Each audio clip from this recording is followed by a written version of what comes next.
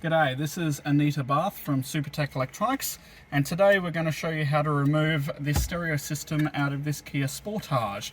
This one's dead, doesn't turn on, it's quite a common fault we see.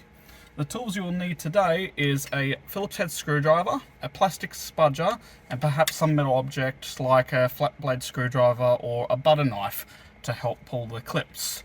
Alrighty, let's get started.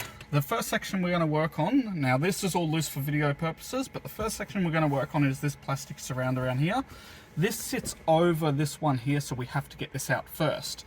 The seal around here, you can get your plastic spudger in and pull up. It's all on clips, but you will need to pull. It doesn't have to come all the way out, it just needs to come out enough to get a bit of a gap there. The next part we're going to remove is this whole trim along here, but we need to start on the left hand side as there's a hidden screw.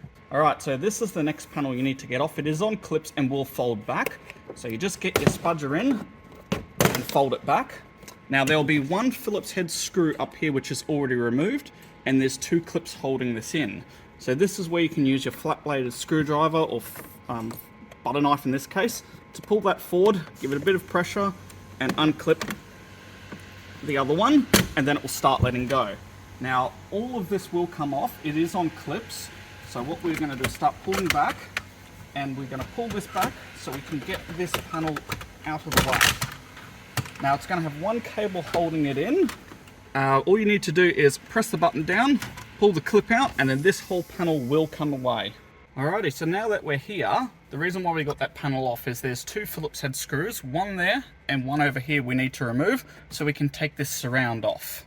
Now that we've got the surround off, you want to grab a plastic spudger again. Sometimes it will come out depending on how hard the clips are, but you want to start pulling out like that and pulling against the clips so it comes out. Sometimes you can walk it across as well, so starting from the left, as I found it was easier, and going to the right and pulling out.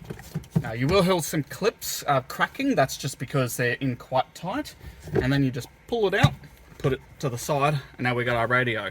So we have 4 screws hold this in, so we got 2 Phillips head on the left and 2 Phillips head on the right. We'll just remove those now. Alrighty, so now that we've got the screws out, the radio is ready to come out, so we just grab it and pull it towards us. Now there will be electrical cables in the back.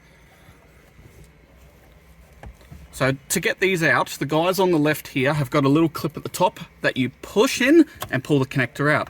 If the connector doesn't want to come out, a trick is to push the cable all the way back in the radio, press the button and then pull back out. These guys over here, the blue one, there's a little clip on the left hand side. You press that in, pull it out.